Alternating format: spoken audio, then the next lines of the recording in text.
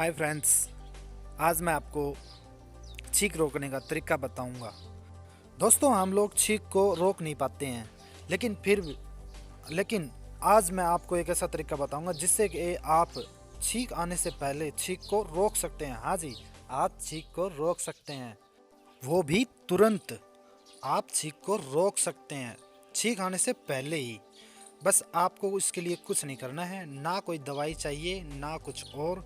बस आपको अपने हाथों की उंगलियों, हाँ जी, आप अपनी हाथों की उंगलियों से ही रोक सकते हैं। तो देखिए, आपको करना क्या है।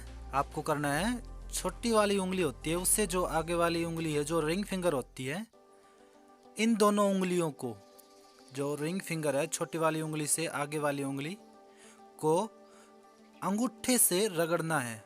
हाँ जी, बस अंगूठे से रगड़ना है।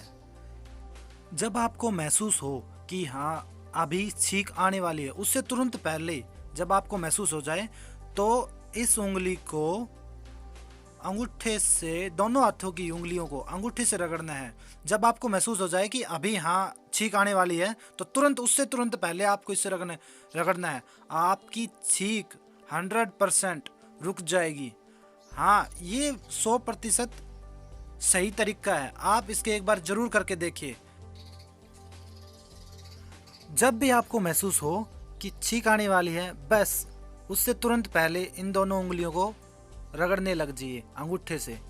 इन दोनों उंगलियों को अंगूठे से रगड़िए, आपकी छींक तुरंत रुकेगी, वो भी रुकेगी ही रुकेगी।